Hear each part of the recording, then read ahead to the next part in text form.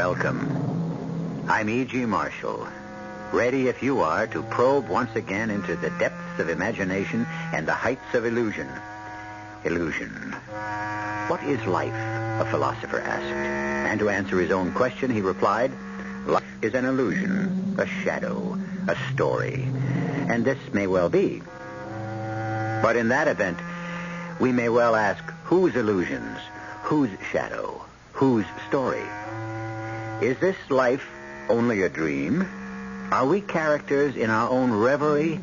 If that is true, and it may well be, who and what are we when we awake? Our mystery drama, Death is a Dream, was written especially for the Mystery Theater by Sam Dan and stars Mercedes McCambridge. It is sponsored in part by Buick Motor Division and Uncle Ben's Long Grain and Wild Rice. I'll be back shortly with Act One.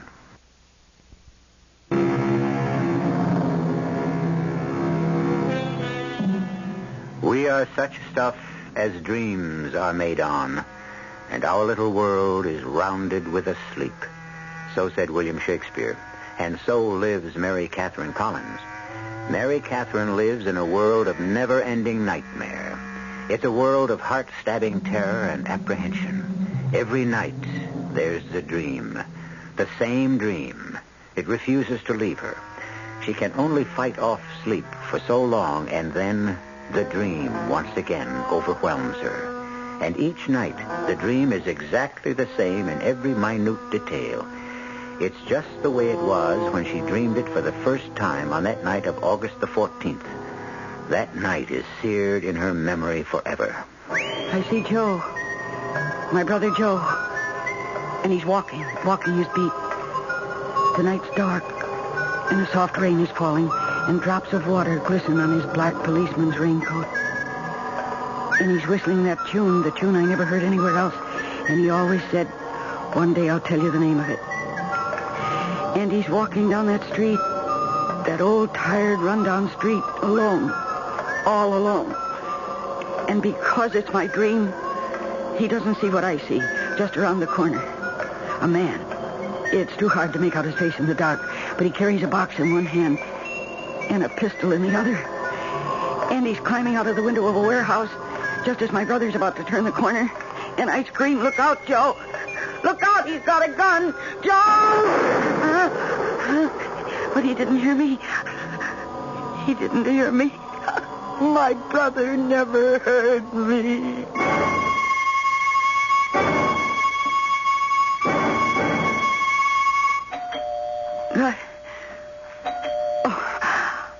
Oh, it was a dream. Yes. Hold. Yes, just a minute.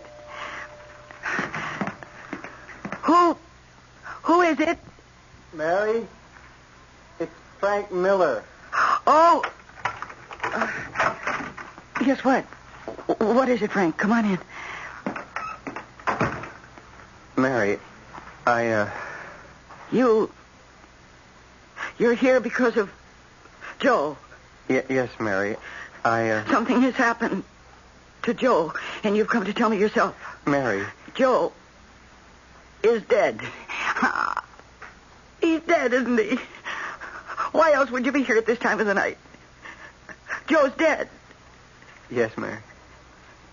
He was killed by some hoodlum who was robbing a warehouse at the end of Water Street. Mary, who told you? I saw it happen. Now, Mary, you must get a hold of yourself. He was shot just as he turned the corner. His revolver was still in his holster. He never had a chance. Joe never had a chance. I know how hard it is, Mary. I saw it happen. Oh, why? Why did I see it happen? I saw it happen as if I were sitting in a theater, and it was all taking place on a giant screen. And from that night on, I saw it happen. Every night I was condemned to relive it again, and again, and again.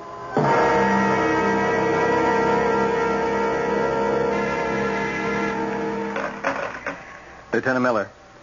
Who? Oh, look, tell her... No, tell her to come in. Mary, it's good to see you. Is it? Good to see me, Frank. Mary, how can you say that? I'm becoming a pest. Admit it, Frank. Oh, I'll admit no such thing. I haunt you day and night. I pester you with phone calls every hour on the hour. Well, it's understandable. I know how much your brother Joe meant to you. No, you don't. Nobody could ever hope to understand how much Joe meant to me. Mary, I'm sorry. We're all sorry. But sorrow gets us nowhere. It's been 6 weeks now since Joe was killed. Mary, we've had every available man out on this case. I know. It isn't your fault. But I know how the department works. And little by little, my brother is going to become a statistic. Just another police officer killed in the line of duty by an unknown assailant. Mary, we're doing our best. I didn't say you weren't. What I'm saying is that your best isn't good enough. That's not fair. Fair? Oh. What's fair? Was it fair for my brother to be gunned down without warning? His revolver still in his holster? Oh, why did he have to be killed? Joe was a good cop. He gave everybody a break, and he liked to help people. Why did he... Look, Mary, we'll get the killer. No, I don't think so. And so that's why... That's why what? That's why I'm going to get him myself. Well, just what exactly does that mean? It means I'll have to get him myself. Well, how can you... I plan to spend a great deal of time in that neighborhood. Doing what? Teaching school. Teaching school? Why not? I'm a school teacher. But you're teaching uptown. I've asked for a transfer. Do you know what those kids are like? What that area is like? It was where my brother worked and was murdered. What can you possibly hope to... I intend to become a part of that neighborhood. You mean you'll poke around and ask questions? So you can put it any way you like. You realize you can get yourself killed? I have a job to do. I'd taken step one. I'd made the decision to leave the soft and delightful job at North Crescent High School, known and with good reason as the country club. My principal was completely at a loss to understand why I'd want to leave his pleasant, well-ordered school for what he could only describe as the witch's cauldron at Southern District. Well, of course, there was no way I could... And now, step two. To be accepted, George's principal at Southern District. I realized it wasn't going to be automatic. You thought we were so desperate for teachers here we'd grab anybody who walks in? Well, truthfully, I didn't think there'd be... Well, the first part of your assumption is correct. We are desperate for teachers. Teachers.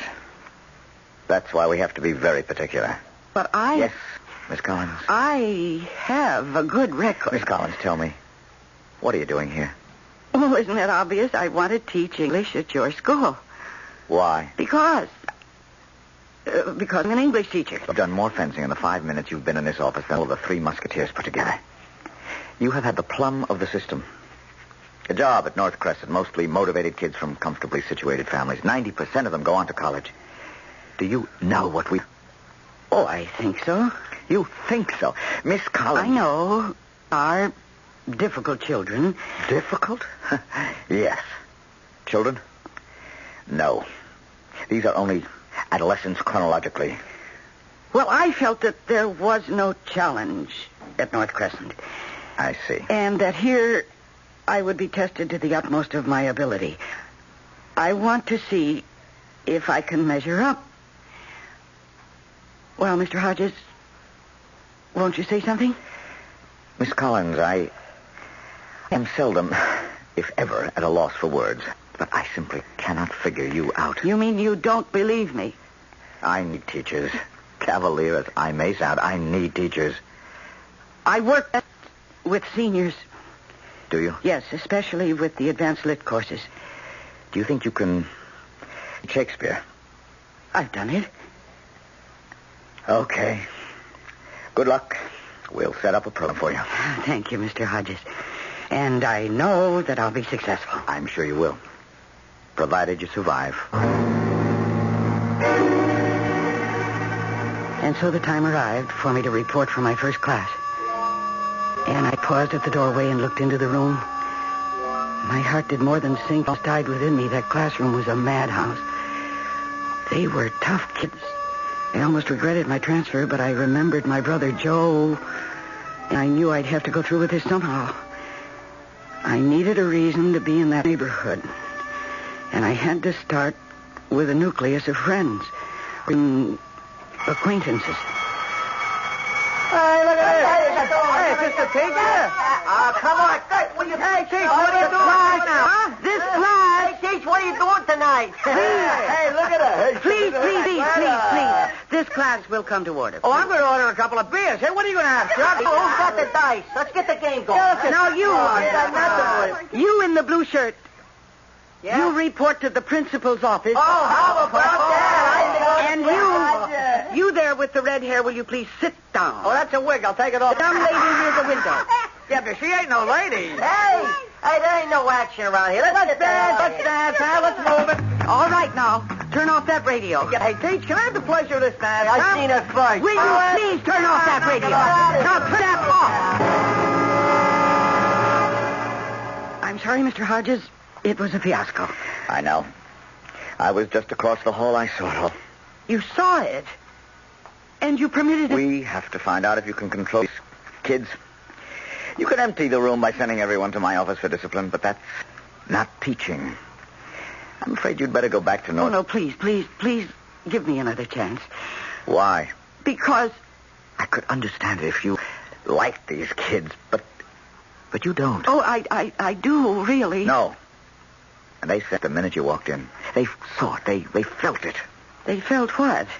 Your hostility. Your contempt. Oh, that's not true. It isn't?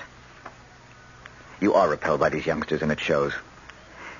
Now, Collins, you'd better go back to the well-ordered world of North Crescent. Oh, please, Mr. Hodges, you must give me another chance. I'm sorry, Miss Collins. It won't work. No, you can't turn me down. Miss Collins, I will give you another chance on one condition. You must tell me the real reason you want to work here. But I told you. No, you'd... And now I insist. Very well, Mr. Hodges. I'll tell you.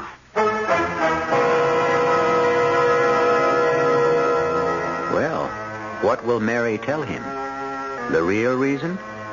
If she does, how will he take it? If not the real one, then she needs a reason that sounds convincing. And can she make one up on the spur of the moment? One thing we know, Mary must have the job if she's to have any chance of finding her brother Joe's killer. Well, fortunately, she has a few moments to think about before I return with Act 2.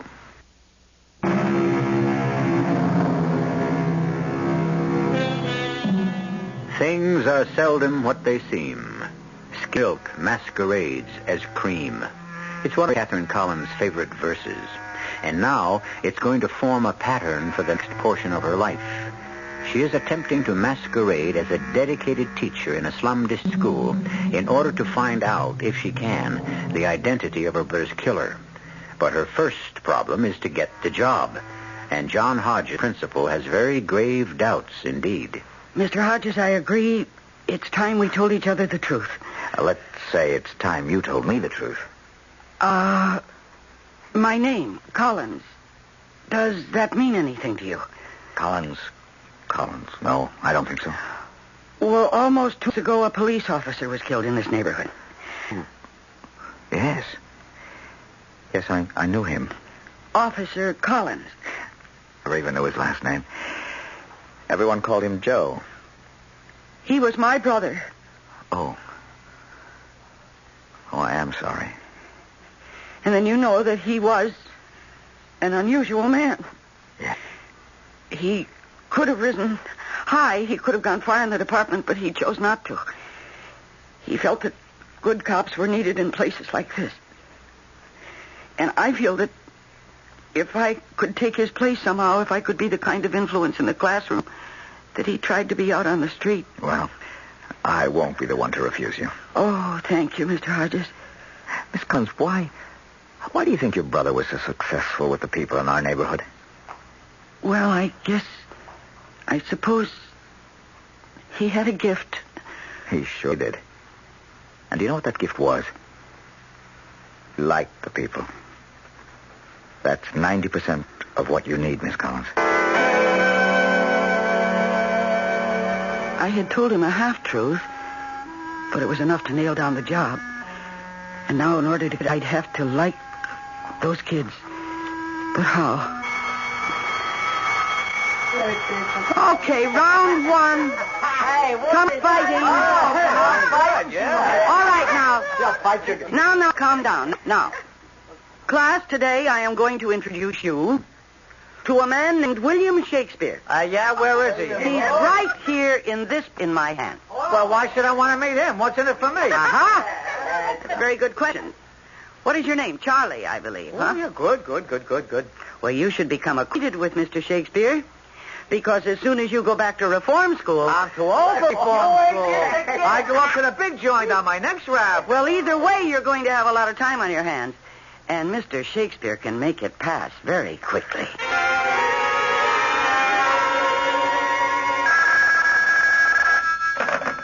Hello? Mary, I finally tracked you down. Oh, hello, Frank. I didn't know you were going to live down there, too. Well, see, I found this little apartment. It's convenient to the school. Mary, the neighborhood. Oh, I know. Believe me, I know.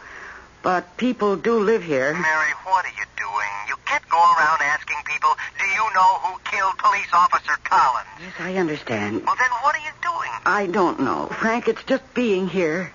I mean, I could hear something or see something. The department is working on it. You can get hurt. Oh, Frank. What is it? What's the matter? Frank, Mary, is something wrong? I can have a cop over just a second. No, I'm all right. Are you sure?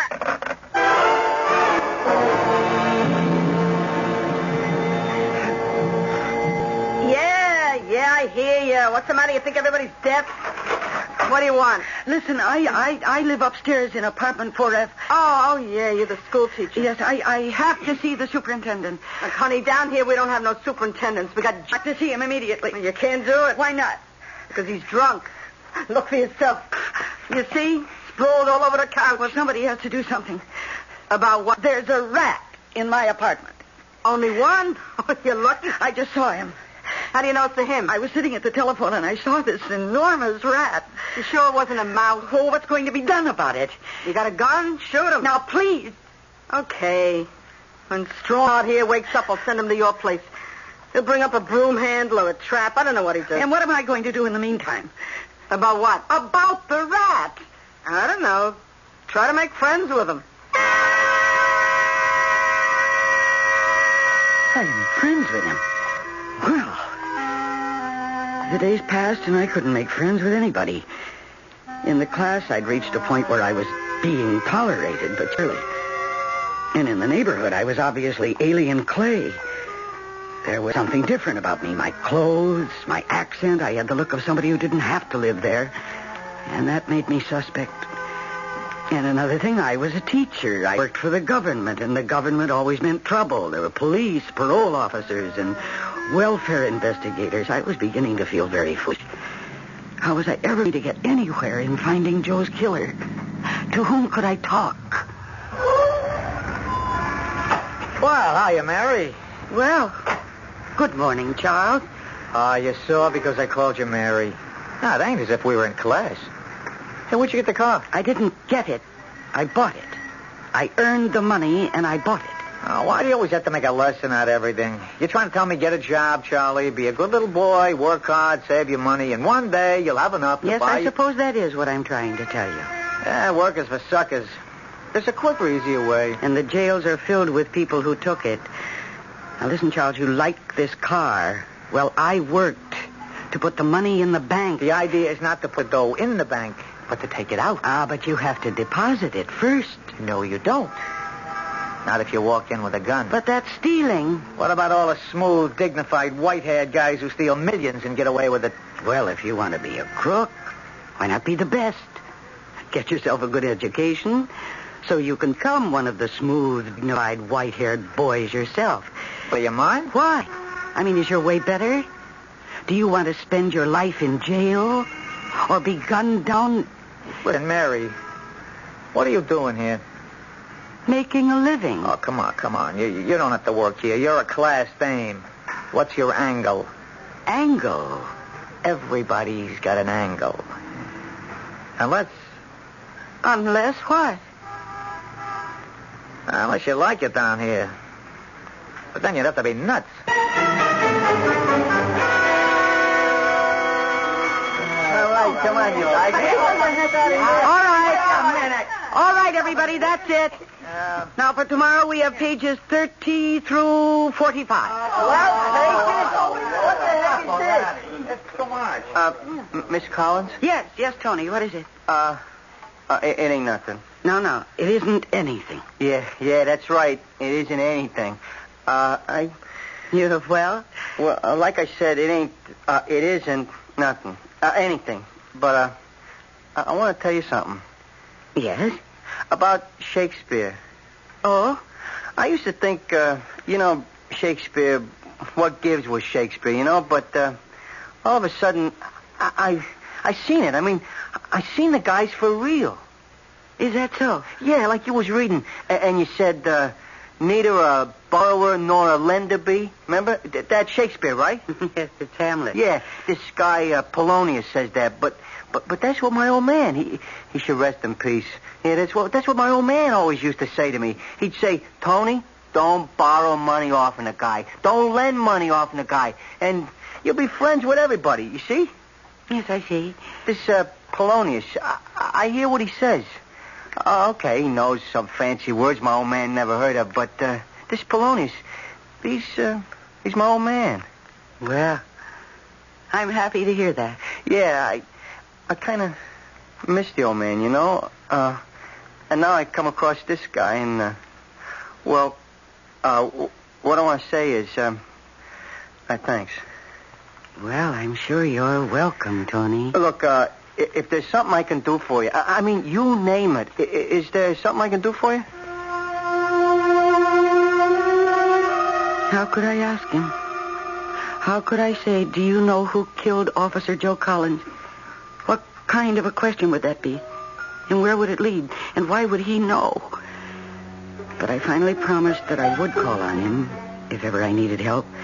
I don't know how long I'd been sitting there when... Mary. What? Oh, I was walking down the hall. Your classroom door was open. I saw you sitting there. There was something very strange about you. Oh, really? Yes. For the first time since you've come here, I saw you smiling. Oh, I always smile. No. This was truly a smile. As if it came from the basic meaning of the word itself, which means to be astonished. What happened? Well, I think I just taught somebody something. And you're starting to get an inkling of the reason why your brother Joe worked down here. I think so.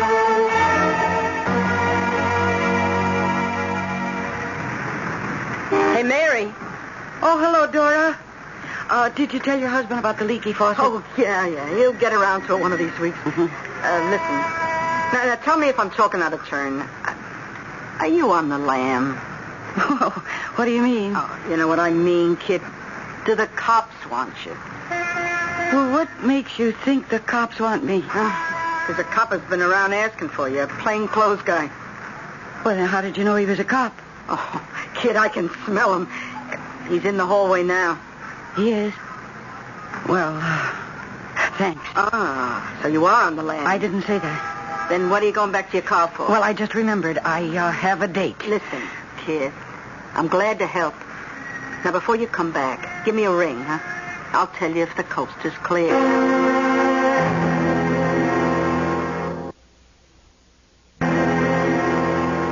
Of course, I knew it was only Frank.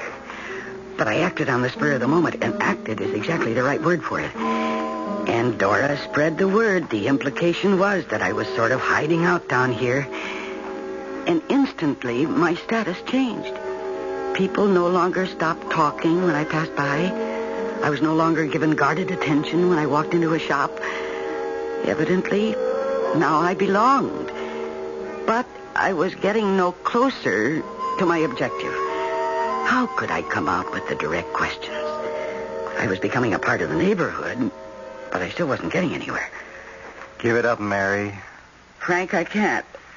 I've got to get that murderer. I know, but it will have to be done in the usual way. And maybe it won't be done at all.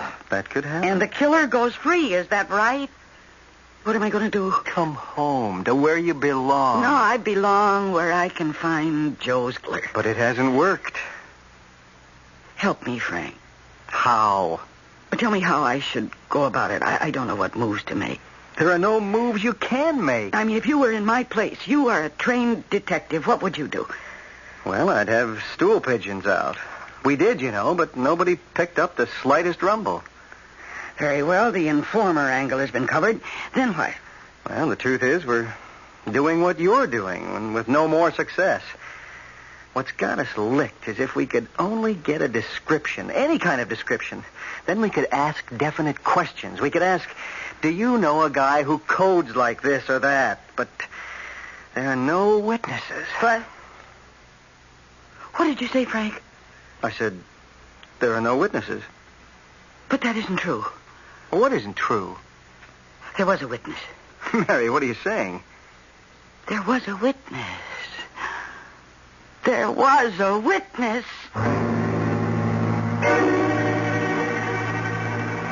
Was there? I've been following the story very carefully and closely, and I'm not aware of any witness. After all, Joe was killed on a lonely street. No one was there when it happened. Yet Mary says there was a witness. Oh, yes, of course there was. Can you figure out who?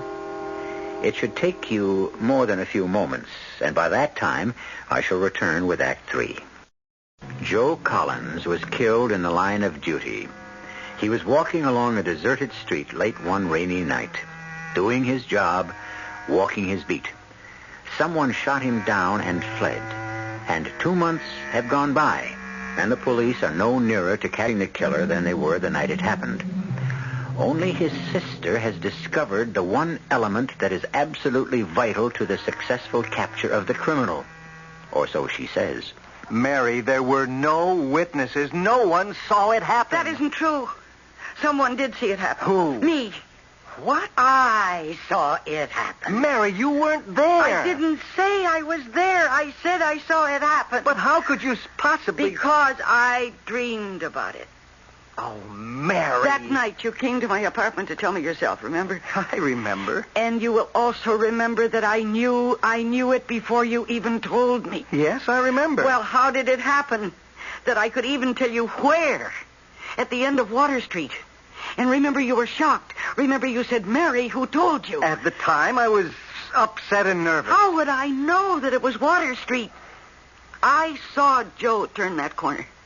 And I saw the man coming out of the window of the warehouse.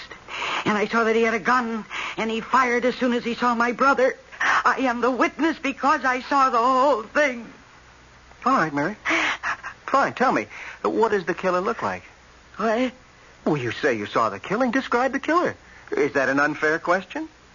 Oh, no, but I... Well, but what? Well, I didn't get a good look at him. Oh. See, I was so terrified... And I was so afraid for Joe that I... And besides, the man was in the shadow. I couldn't see him. I hate to say this, Mary, but your dream really doesn't do us any good. From a practical point of view, that is. Yes, but next time I'll concentrate on the killer. Next time? Yes, next time. Tonight.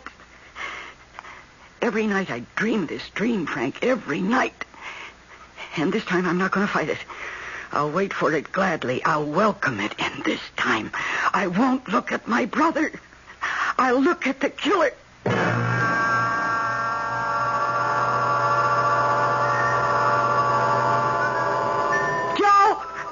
Joe, look out. He's got a gun. Joe! Joe!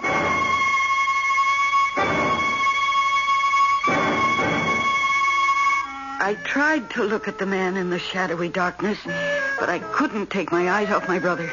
And it's in that darkness that the killer exists. And I've got to find him there. I must remember to look there, to look again.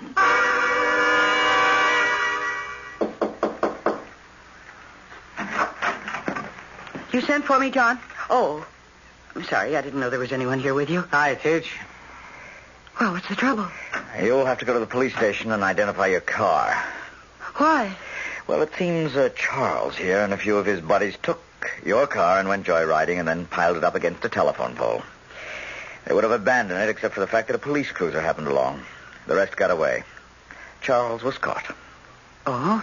Preliminary estimates on the damage run about $900. What's everybody running a fee, but the insurance pays, don't it? That's a great attitude. I'm glad you like it. This time I'm afraid it's jail. I've given up on you, Charles. Oh, you're breaking my heart. Oh, why does Charles have to go to jail? Stealing a car is against the law. Who says he stole the car? What? Who says he stole the car? The truth is, I gave him permission to use the car. Mary, it's wrong for you. No, you see, I don't use it very much, and I understand if you don't run a car regularly, you get carbon deposits, isn't that so? This is not the way to do things. Well, that's the truth. I won't permit it. John, it's the way it happens. Okay, I'll hold still. But on one condition. This one and his pals have got to get jobs and cover the insurance bill. That sounds reasonable. I'm foreman at Jackson's warehouse. You fellas can all work there after school. And now, if you'll excuse me. Thanks. I said you were a class dame. What's been done is done, Charles. And you will have to pay to have it fixed. Oh, listen, me and the guys can steal you a better one. Oh, no. I don't think so. Now, listen, you're smart, Charles. Why be a cheap crook? How about becoming one of those smooth, dignified guys? For that, you got to go to college. So? Me? Yes, you. Oh, you got to have rocks in your skull. Me go to college? Why not? Yeah, why not? That's it. Say why not. Say it and keep saying it and say it all the time. And after a while, you won't find a single reason against it. Why are you doing this? Because as a teacher, it's my job to inspire you to get all the education you can handle. And you are bright enough to handle a great deal. Yeah, but... Why'd you get me off that stolen car rap? Oh, that? Yeah, I can't figure it. Nobody ever done nothing to me before. I mean, zilch, zero, nada. Well, isn't it a better world when people try to help each other? Yeah, sure. All right, what can I do to help you? Oh, someday I might ask you some questions. Questions? Like what? Well, like, would you know a certain person? So ask. What do you want to know? Well, I don't know yet. But when you find out, you'll ask, won't you? Oh, yes. I'll ask.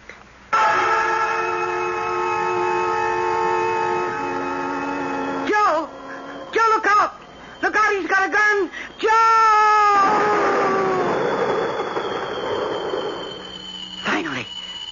Finally, something happened. In the dream, I saw the man. Clearly. For the first time. Not his face, I didn't get the chance. But I saw his body. I saw his body clearly defined in the shadow. He was young. Young even as some of the kids in my own classes. And he was slim, almost thin. And he was tall. And tomorrow night I'll concentrate on his face.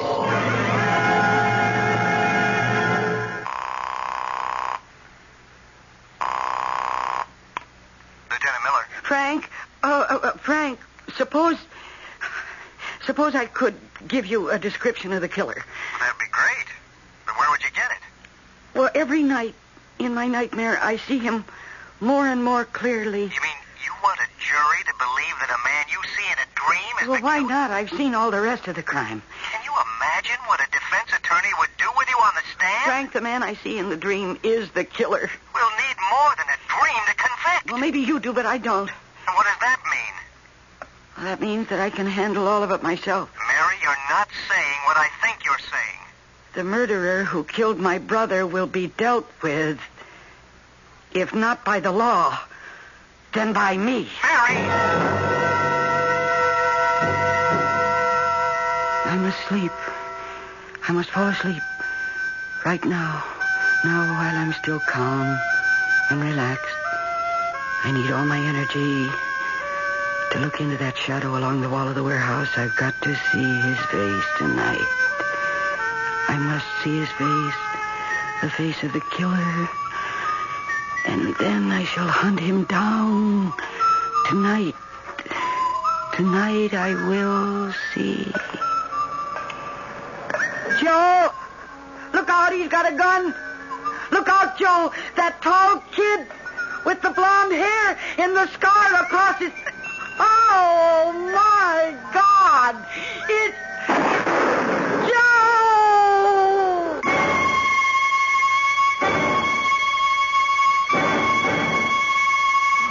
Hey, will you come out? Just a minute. Wait a minute. I just got to... Charles? Yeah? Charles, I wonder, could you stay after class for a few minutes? Yeah, right on, Teach. Hey, what are you going to stay after, Charlie? Knock it off. Charles. I need some help. Anytime. Well, I have to drive out into the country to pick up an antique, and I need someone To lift? Carry? Oh, well, I'm your pigeon. We're going to get back early. It's just that I got a date. Dad, who cares? If she don't like it, I can get somebody else. I've always been independent with dames. And I'm sure you can afford to be, with that blonde hair. And even that scar makes you look handsome. Well, are you ready? Sure. Oh, listen. Oh, I'm glad I found you, Mary. You have a telephone call in my office. His name is Frank. He said it's of vital importance. Mary. Oh, Mary, you don't know how I prayed for this day. What is it, Frank? We got him, Mary. We got him. You got who? Well, who do you think? The killer. The man who murdered your brother. But that's... That's what, Mary. Do you realize what I've just told you? We got him. Are you sure? It's ice cold. He was arrested in a stick-up at Larson City, just north of here. We checked his gun, and ballistics says it's the same one that fired the slugs that killed Joe. But what? To ice the cake, he even confessed. he did. Yes, funny. You know, if we'd only known what he looked like, he would have been a cinch to pick up. If only there'd been a witness. He's tall, thin, long blonde hair, and a funny little scar. Oh, Frank. What is it? Oh, thank you, Frank. Oh, thank you. Well, I suppose you'll be leaving us now. Leaving you? Why do you say that? Well, I spoke to Lieutenant Miller. He told me everything. Oh? And so, now that the killer has been caught, I suppose it's back to North Crescent High for you. I don't know, John. You see, I'm not at all sure that they caught the killer.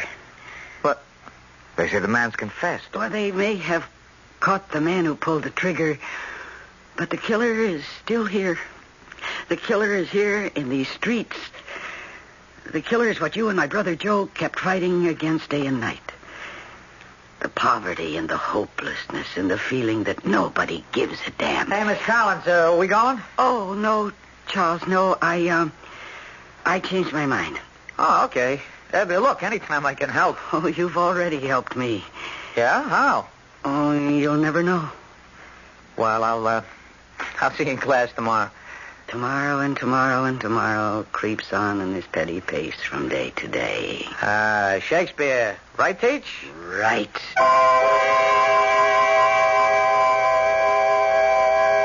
Tomorrow. That's the greatest gift of all gifts. A tomorrow.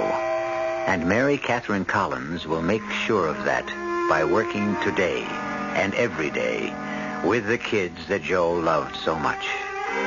How fortunate a man Joe was. All the love and care that he had lavished on his sister returned to all the children. And I shall return with some love and a warning in just a few moments. If you're a bargain hunter, art buff, gold lover, gambler, archaeologist, girl watcher, or just plain sun worshiper, you should be in South America right now.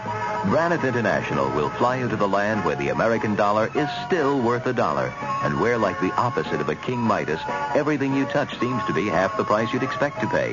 Braniff to South America on an intercontinental DC-8 62 jet. From there, it's up to you.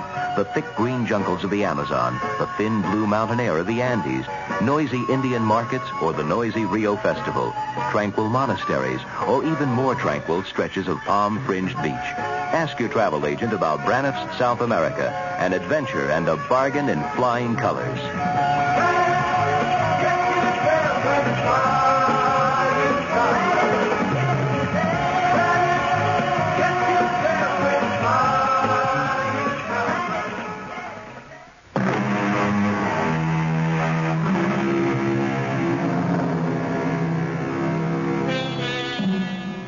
the dream the extension of reality?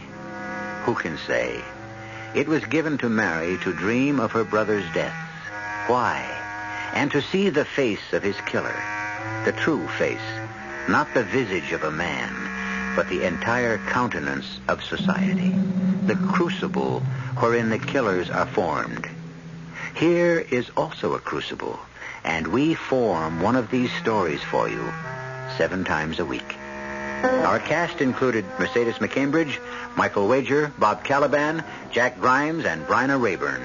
The entire production was under the direction of Hyman Brown. Radio Mystery Theater was sponsored in part by Anheuser-Busch Incorporated, brewers of Budweiser. This is E.G. Marshall inviting you to return to our Mystery Theater for another adventure in the macabre. Until next time, pleasant dreams.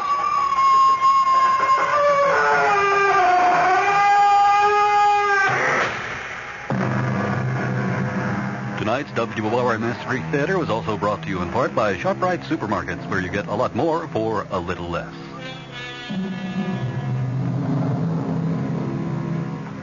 The preceding program was furnished by the Columbia Broadcasting System.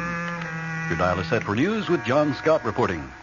This is WOR New York, an RKO General Station.